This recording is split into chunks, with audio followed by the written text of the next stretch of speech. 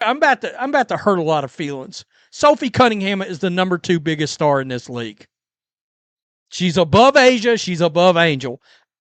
Darren Rovell. Now, guys, in case you don't know who Darren Rovell is, he is one of the leading in the WNBA Players Association is currently prohibiting licensees from. They got a rejection. They sent them a rejection memo is what happened. When they don't want to allow you to make money, or they're so short-sighted that they won't. Sophie Cunningham's point at Dawana Bonner didn't stay on a basketball court. It followed her into the UFC octagon with Max Holloway standing right next to her. That's not a normal athlete moment, that's a full crossover cultural event, and I don't think the league has fully clocked what they're sitting on. When a single gesture from a WNBA role player gets bigger pickup than most actual game winners, you don't bury that, you build a marketing calendar around it, which makes what's coming next so much more infuriating. Was like, you got to be kidding me. The most viral moment of the year that did not include Caitlin Clark getting a fist to her throat was the point by Sophie Cunningham that literally exploded across social media and everywhere else. He showed up, UFC. She was standing in the octagon pointing. So was Max Holloway. So here's the part that made my jaw hit the floor.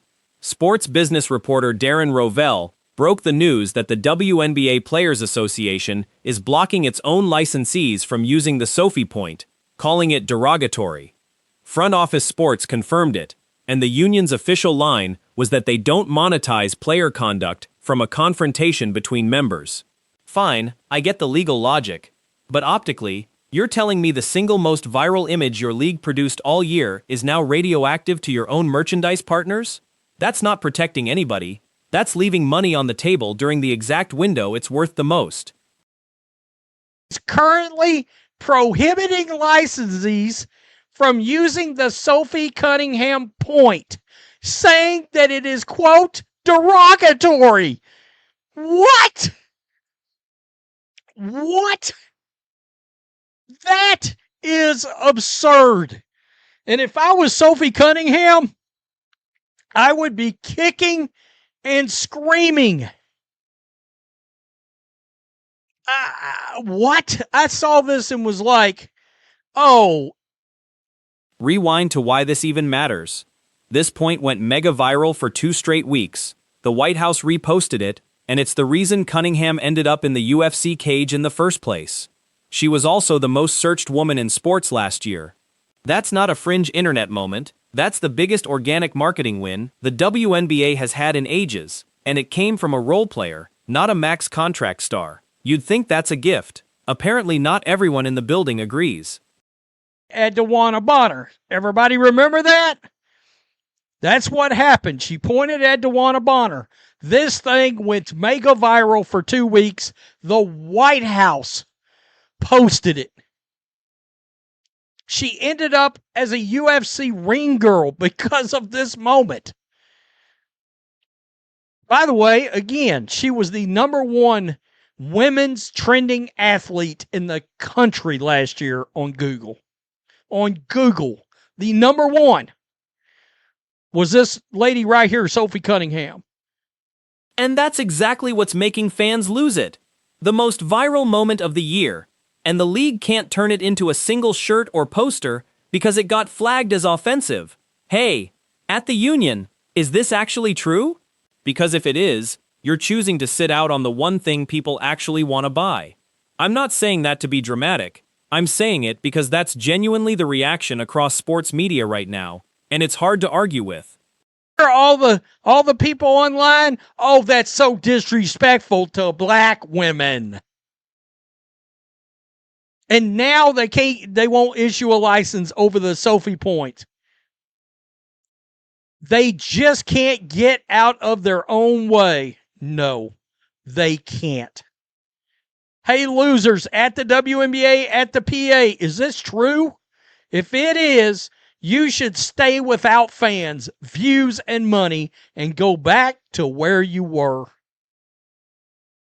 There's a broader pattern here too. This league gets accused, fairly or not, of turning almost anything into a bigger storyline than it needs to be, and it hasn't turned a profit in its history. Caitlin Clark is the one who dragged casual sports fans into the tent. When your business decisions keep undercutting your own breakout moments, that's not a media conspiracy against you, that's self-inflicted. About a ism, a phobe, oh my God, white supremacy, something. And this is why this league has never turned a profit. This is why this league, they ventured into the mainstream because Caitlin Clark has pulled people in. I'm about to hurt a lot of feelings. Sophie Cunningham is the number 2 biggest star in this league. Here's a stat that should embarrass every marketing department in that league office. From a pure reach and publicity standpoint, Sophie Cunningham arguably outperformed every player not named Caitlin Clark last season. Number 2 biggest story in the league, by search traffic alone. And instead of leaning all the way into that, the union's decision effectively puts a lid on the one image driving that attention. If I'm running licensing for this league, I'm furious this wasn't handled better before it became a headline. She's above Asia, she's above Angel. I don't give a shit about the play on the court. That may hurt your feelings. Let your feelings be hurt. Sophie Cunningham, literally, from a publicity standpoint, from a reach standpoint, she's slaying everybody that's not named Caitlin Clark. And these players are so jealous that they cannot help themselves. I saw this and was like, wow. Darren Rovell. Now, guys, in case you don't know who Darren Rovell is. People online tried to say this whole story was made up. A fake report. Nothing to see here. Rovell shut that down fast, saying he'd personally seen the rejection memo a brand partner received. So this isn't a rumor. It's documented. Which honestly makes it worse, because now there's a paper trail showing the league actively said no to cashing in on its biggest crossover moment of the year. They aren't. That's a made-up story. Darren Rovell answered, yes, it's very real. Just spoke to someone with a big company who showed me their rejection. They got a rejection. They sent him a rejection memo is what happened.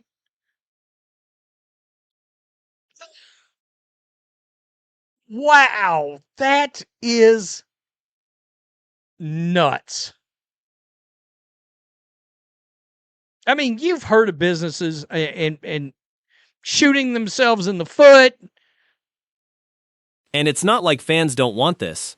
Watch the reaction when kids at Cunningham's basketball camp all lined up to do the signature point for photos. That's the organic demand a marketing team dreams about. Merch practically writes itself from a moment like that. Instead, the league's licensing arm is treating it like a liability instead of the free advertising it actually is. They all want to do the signature point. So let's look at it right here. Scott Agnes put this out. You get 1 point and the ball. 1 point and the ball. If it's a common foul, look at that. The young lady's black. Look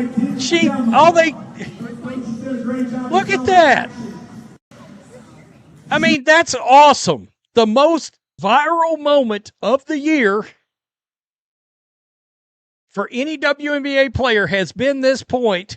And of course, she pointed. So when the union says no to a license because we consider it derogatory, what they're really saying is they'd rather sit out the biggest earned media win of the year than risk the optics of profiting off a confrontation. I understand the instinct. Protecting players from having an in-game conflict turned into a product is a defensible policy on paper. But defensible on paper and smart business in practice are two very different things, and this league needed the second one a lot more than the first. Whatever on that moment, they should have had product out, licenses out the next day. And they're telling people, no, you can't use it. We consider it derogatory. This league deserves to go out of business. Out of business. I sort of want to quit covering it, to be honest. Businesses shoot themselves in the foot all the time. That's not unique to the WNBA.